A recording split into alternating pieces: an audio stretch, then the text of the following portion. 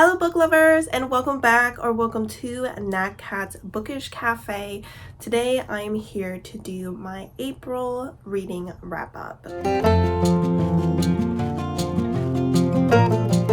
Alright, I'm sorry this video is coming out a little bit late. Last weekend I didn't have time to film, and this is one of those videos that I just can't pre-film. So you get my April wrap up this week and already my mid-month wrap up for May next week, but that is just the way that it worked out. Totally fine. I do want to say that I have been a little sick the last few days. I've had a cough.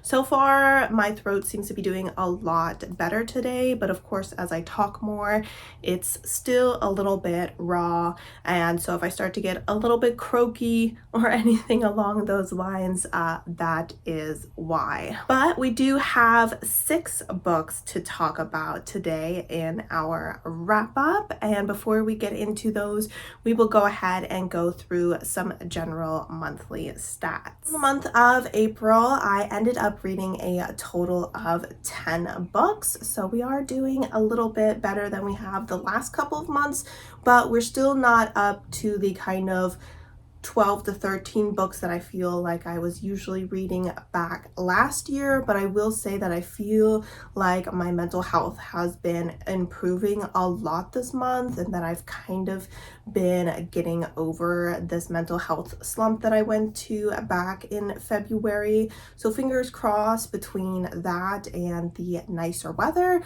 I will be getting a bit more reading done. Page count wise, I ended up reading 2,028 pages. Audiobook hour wise, I read 33.33 hours worth of audiobooks, and my average star rating, I'm really happy to say, was a 4.05. I always love to see a star rating over 4 stars. My goal is always to have an annual average of over 4 stars. So obviously this contributes to that, and it means I'm enjoying what I'm reading, which is what I want. For a breakdown of my star ratings, I had 1 3-star read this month. I had 3 3.5 star reads. Then I had 2 4 stars, 2 4.5 stars, and 2 5 stars. And without further ado, we'll go ahead and jump into the first book, which was an audiobook, and that was There's No Way I'd Die First by Lisa Springer. This book was actually my punishment book for not completing my previous TBR. I had to go ahead and select a book that was one of the lowest rated books on my TBR, and this one ended up having like a 3.2 average rating on Goodreads, so it was relatively low. But this is also a debut author, and it is a YA horror. In the story, we are following a young woman who is at a rather prestigious school. She comes from a very wealthy family, and so do all of her friends, and her hope is to one day start a podcast about horror movies, specifically horror movies by Black directors, or horror movies that feature and keep alive their Black characters. And in order to do this, she needs to get more clout or whatever here on the internet, and she hopes to achieve this by putting on a Halloween party for some of the most influential children or teenagers at her school. So she hosts a club that watches horror movies that feature Black characters or by Black directors often, and she decides to do a very exclusive party for some of the people in this club that also have a huge internet or social media presence. However, when they show up to the party, things don't quite go as planned, because the clown that she hired to kind of play tag with everyone ends up being like an axe murderer and is trying to kill them one by one because he's clearly got some beef with rich kids. I ended up giving this story 3.5 stars. I went into this really with lower expectations based off of the ratings and based off of the fact that it was a debut novel, and I think overall I had a fun time with it. I will say at times I had to suspend my disbelief a little bit, where I was like, you know what, I feel like the bad guy would be kind of conked out by now. I mean, this guy isn't Superman. You can't hit him over the head with a crystal chessboard and he just gets up and is fine and dandy.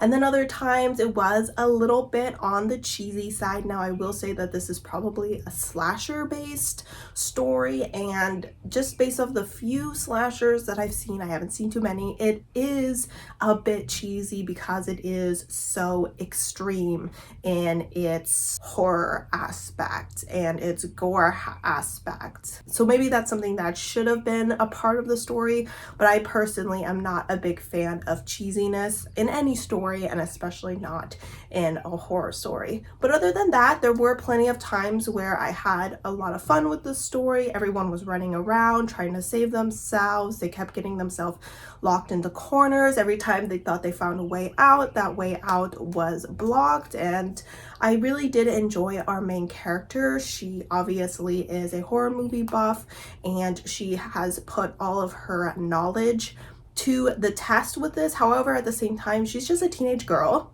whose friends are getting murdered, and she's under a lot of stress and she's scared. So sometimes she does make somewhat impulsive decisions, but who wouldn't in a situation like this? But at the same time, there wasn't too many times where I was like, girl, you're straight up stupid.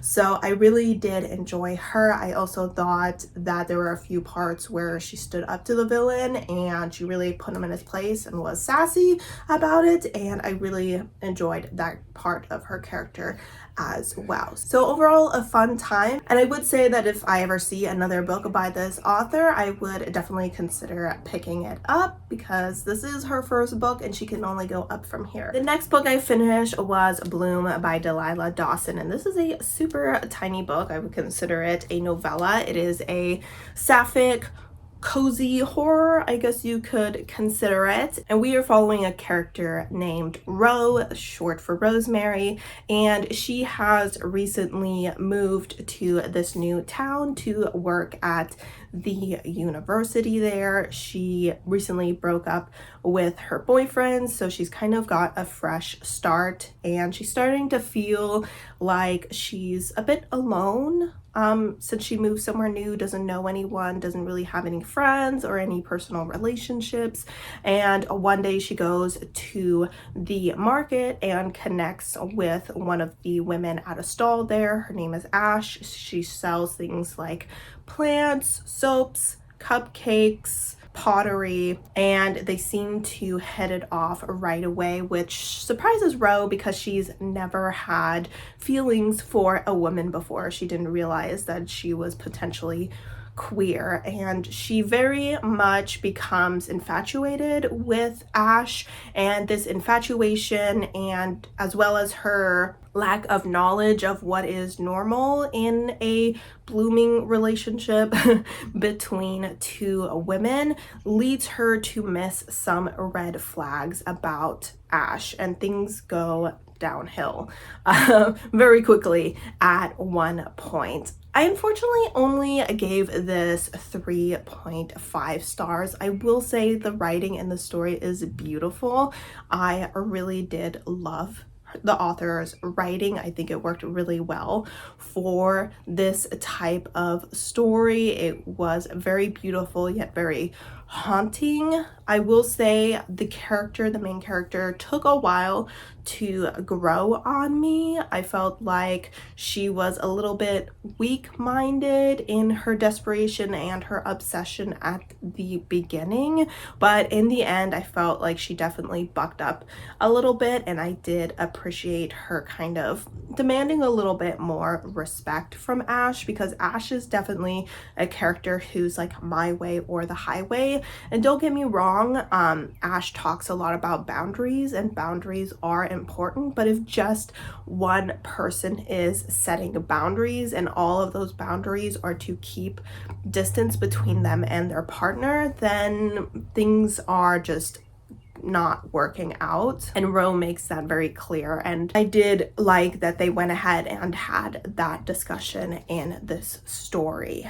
I really enjoyed the ending. My thing is that I felt like the majority of the story was very slow, and even though very extreme harrowing things were happening at the ending, I felt like they were all happening at a very slow pace, and so I didn't feel like I was turning the pages or anything to see what happened next. I think with horror stories, I kind of like the pace to pick up a little bit towards the end while everything becomes very desperate and dangerous, and that just didn't happen in the story. So while I 10 out of 10 approve of the ending and it made me very uncomfortable, I do wish that the pacing of the story worked out a little bit better. So an interesting read. I can definitely see why people enjoy it. I just think that it wasn't super duper for me. Like I said, some pacing issues, but other than that, beautiful writing in the story. And if you have been thinking about checking it out, I would suggest doing so. Up next, I finally finished my first nonfiction of the year, considering it is my goal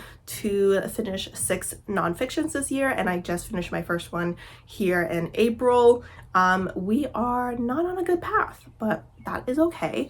The story is called Beautiful Boy by David Sheff, and this is a memoir by a man whose son becomes a meth addict. And I don't always rate my nonfiction books. The only time I will slap an actual rating on a nonfiction book is if I give it 5 stars. In this case, that is exactly what I did. I gave this book 5 stars. I had such a great time reading this. With books like this, you never want to be like, yeah, it was a fun time, I highly recommend.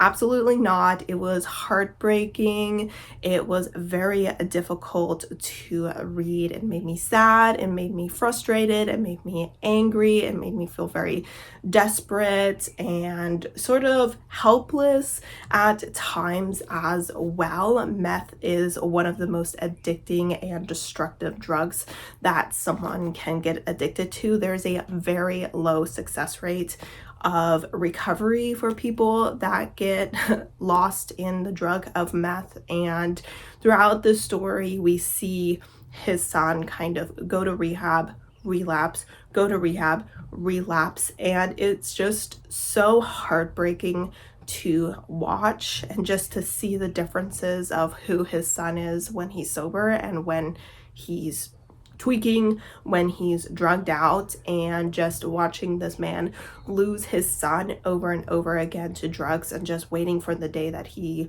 may lose him permanently was definitely hard to read. But I think that the author really did a great job of balancing kind of his personal life, his experience, his son's experience as he witnessed it, a little bit about how it impacted his family, his other children, his wife, the mother of his first son, who is the drug addict, as well as, you know, family, friends, and all that who were reaching out and trying to help as best as they could.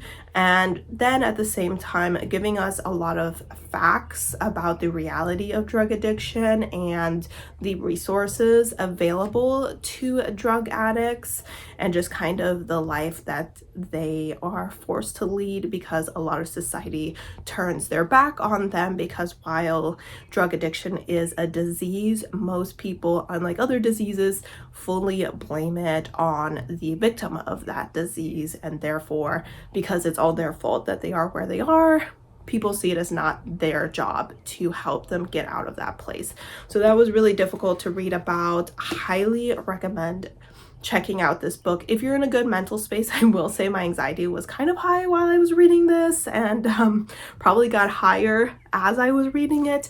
But if you're in a good mental space, or if you just want to read like a chapter here and there, you know, over the course of a few months, that is totally fine. But I think this is a very important story, especially here in America where drug addiction is rampant.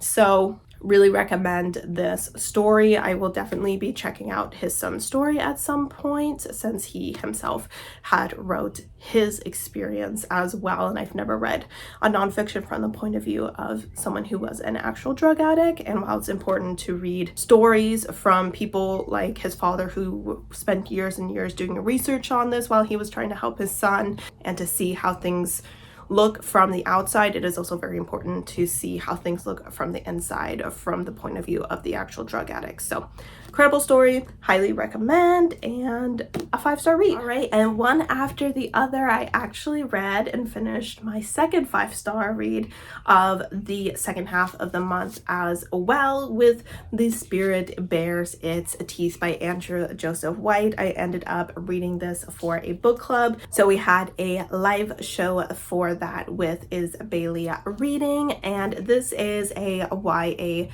horror story with a historical setting and some paranormal aspects as well. Essentially, we are following Silas, who is 16 years old. So they are part of a society ruled by the Royal Speaker Society. And this is people who are born with violet eyes. And if you're born with violet eyes, you can interact with the spirit realm, and only men are supposed to interact with them. If women do it, they could potentially be arrested or even killed for doing so. And Silas is a young trans boy, and of course his society does not accept that. And in this society, despite the legal marriage age being higher, they still support child marriage, essentially. And Silas's parents say, it's time for you to get married. You're 16 years old. What a great age to get married and start having kids. Am I right? And Silas is like, no, thank you. I'm not at all interested. And they try to get a seal from the society, which will essentially allow them to study surgery, which is what they want to do, without anyone questioning them, because essentially if you have the seal, it opens all these doors for you. But unfortunately, they are caught while they do this, and the father of the person that Silas is supposed to marry says, hey, you know, usually if a girl misbehaves like this, we would arrest them. However, I want them to marry my son, and so I will put up the tuition for them to go to this boarding school for girls that are suffering from violet-eyed illness, which is not a real thing. You catch on very quickly that violet-eyed illness essentially just means women who are queer, women who are disabled, or women that have feminist outviews on the world. We know from the very first chapter, because occasionally we get points of view of the spirits at the school, that people are dissecting these girls and trying to figure out what's wrong with them. Like, they genuinely think there's some biological reason why the girls are acting this way. And Silas, when they show up to the school, is approached by two of these spirits who confess to him what is going on, and he sets out to try to save not only himself but the other girls at this school. This story was so disturbing. There have been so many times where I read a horror book and I was like, I don't feel disgusted, disturbed, uncomfortable. None of that is going on right now. With this book, I 100% felt it. I was just like, my skin was crawling, and there was quite a bit of body horror, quite a bit of gore, despite it being a YA story. Andrew Joseph White does not shy away from gore whatsoever. I know some people in the Discord were a little surprised that this was labeled as YA, so I would definitely put out there that it's an older YA story, considering our characters are kind of 16, 17 years old. I really enjoyed our character Silas. He not only is a trans character, but he is also autistic, and I think that Andrew Joseph White does a good job of depicting autism and just naturally including it in the story, showing that it is an important part of our character, but it is not all that defines them. There was also another character in this story, which is a bit spoilery to talk about, but I really think that people enjoyed them quite a lot. So I absolutely fell in love with them from the moment they stepped on the page. I was like, you are the queer joy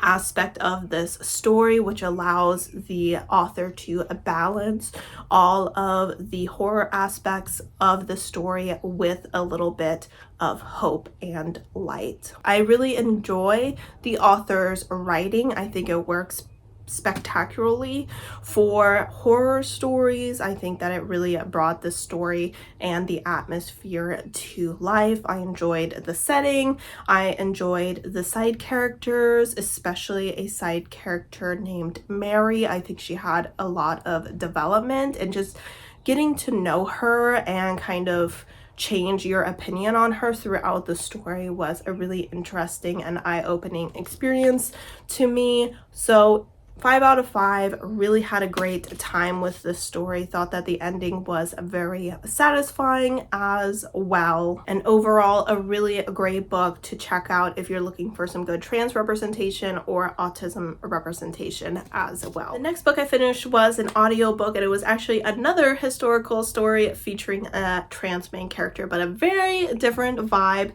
and that was Most Ardently by Gabe Cole Nova. And this is a YA queer retelling of Pride and Prejudice. Going into this, I have never read or watched Pride and Prejudice. I have a general idea of what the story is about just because so many people are obsessed with it. So as someone who's been on the internet quite a lot, I obviously know a little bit about it, but otherwise I was going into this relatively blind, but I ended up really enjoying this story. I ended up giving it 4.5 stars. In this book, we are following Oliver, who is known to society as Elizabeth Bennet, and he is once again coming of that age where his mother is starting to push for him to start looking for a suitor, and Oliver has just kind of started to live his life the way that he wants to. He's starting to go out as a boy more frequently, and he's not really willing to give up that freedom. He knows at a very young age that he will never be able to spend his life pretending to be a woman and marrying someone and having their children and all those things. So that is something that they are definitely struggling with throughout this story. Luckily, they do have a good support system. Not only do their best friends know who they are, but also their older sister and their uncle. So unlike in The Spirit Bares Its Teeth, our character does have some safe spaces, which was really great to see throughout this story. Obviously, our character eventually comes in contact with Mr. Darcy, and they start to hit it off when Oliver is his true self. On the other hand, when he is pretending to be Elizabeth, Darcy seems rather distant, and this is how Oliver starts to realize that Darcy may actually be queer, and the two of them start to kind of dance around each other for potentially forming a relationship. Overall, I thought this was just a really feel-good story. I thought it was also balanced out with, you know, kind of that feeling of anxiety of what is my life going to be like when I come out, who is going to accept me, who's not going to accept me. There's also the sadness and anger that comes with the fact that you're constantly misgendered and dead named because of people not knowing that you are actually Oliver. So there was quite a bit of emotion throughout the story that I also enjoyed. One of the reasons I felt I couldn't give it a full 5 stars is because I thought it was a little too black and white. I'm someone who appreciates the gray areas a little bit more. In the story, people were either instantly fully supportive. I would love if that was how everyone reacted, but that's not really the reality of the situation, you know, nowadays, and especially not back in Pride and Prejudice days. And then on the other hand, it was just the evil, wicked blackmailing, we hate you kind of people. So I guess I'm just saying I thought that there were certain aspects of the story that were a little too unrealistic, but at the same time I understand that if you're writing in a historical setting yet you want it to be a queer joy story, you're going to have to step back from reality a little bit to make that happen. And the author does kind of acknowledge the fact that some of the things that happened in the story would potentially never have actually happened in our history, but this is a happy story, and so we're gonna make them happy. And I was happy, you know, in the end. I was cheesing. I had a big cheesy grin on my face, and I was kind of clapping along, and I was like, whoop, whoop, whoop. So I really did have a fun time with this. And if you've been considering checking it out, I highly suggest it. I've literally heard nothing bad about this book. In fact, I would say that there's already a couple people who have said that it's potentially going to be a favorite book of the year. So definitely check it out, especially if you are one of those people who is obsessed with Pride and Prejudice. This may just be the book for you. All right, and I guess I was reading a lot of historical stories, I just realized, this month, because the last book I read was Gentle Rogue by Joanna Lindsey, which is a historical romance story.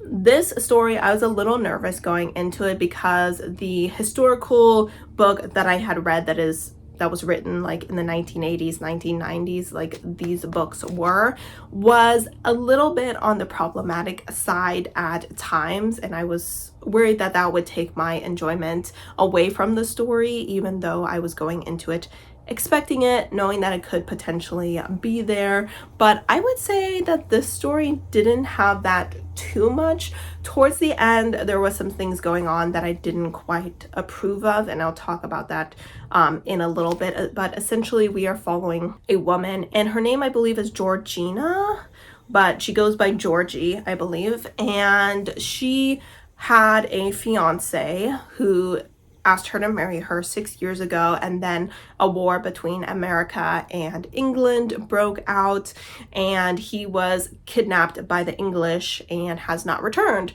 since the war ended. And she's like, where's my man? And so she heads off from America to England to find him, and she does, along with his wife and 2 children. And she was like, I've been waiting for you for 6 years, okay? I'm like, I'm an old woman now. What am I supposed to do? So she wants to get out of England. She's like, I'm done with these Englishmen. And she and her guardian, unfortunately, have been robbed, so they don't have money to buy for passage. And she decides to dress up as a cabin boy so that she can work on a ship as payment for passage. And unfortunately for her, she becomes the cabin boy to Captain Mallory, who she had apparently stumbled across before she got onto a ship, and he is very well aware of who she is, but he decides to play with her a little and pretend like he doesn't know that she is actually a woman. And obviously, eventually, a relationship develops between the two of them. I had a ton of fun with this book. I ended up giving it 4 stars. It made me laugh a lot. You know, I really enjoyed their banter. The sex scenes were good. They were, I don't want to say fade to black. They definitely weren't, but I would say they were fade to gray. They definitely were not explicit, at least by my standards or anything. And I actually kind of enjoyed that because I think I have been kind of hit and miss with smut lately. So this was just perfect for me. I will say that while I thought this could potentially be like a 4.5-star read, the last maybe like third or so of the book, once our couple kind of like got together, was pissing me off a little bit, because she has, I think, like 5 older brothers, and they did not approve of the relationship.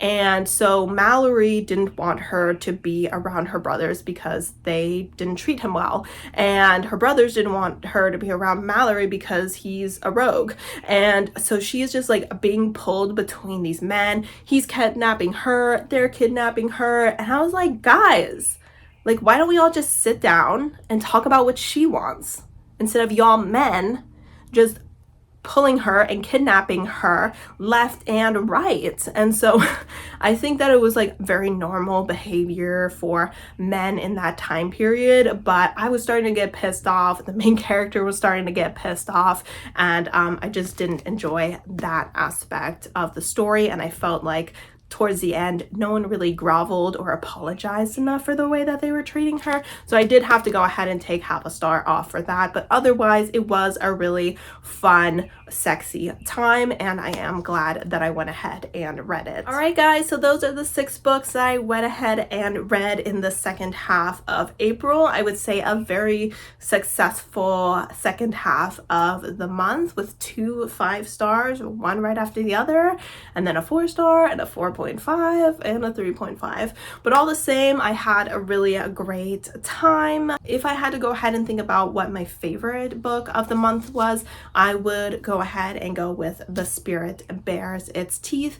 And my least favorite book was the one book I gave 3 stars. This was in the first half of the month, which is The Deep. And I forgot to mention in the beginning, if you would like to see my reviews of the books that I read in the first half of the month for April, I will go ahead and have that linked up above. All right, guys, I would love to know what your favorite and least favorite book of the month of April was. And as always, guys, thank you so much for your support by watching my channel, and I hope to see you next time. Bye!